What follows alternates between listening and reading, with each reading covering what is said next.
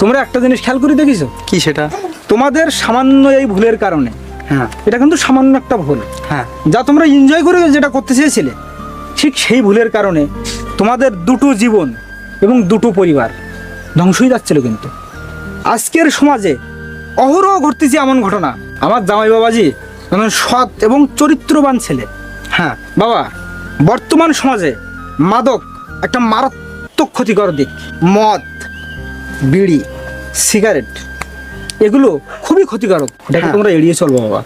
ঠিক আছে তাহলে জামাই বাবাজি, বাবাজি বাবাজি এবারে মতো আমার মাফ না, করে না, দিন না, বাবাজি, না। আমি এরকম কথা আর কোনোদিন করবো না না না বাবাজি। বাবা, তুমি ওঠো বাবা, তুমি ওঠো, তুমি ওঠো। দেখো, তাহলে তোমাকে আমি- ভগবান- কই গো মা? আমরা আপনার ছেলের মতো, আপনি আমাদেরকে ক্ষমা করে দেন। হ্যাঁ ঠিক আছে, ঠিক আছে, ঠিক আছে। আর ওঠো ওঠো ওঠো, তুমি কি করতেছো না? ওঠো।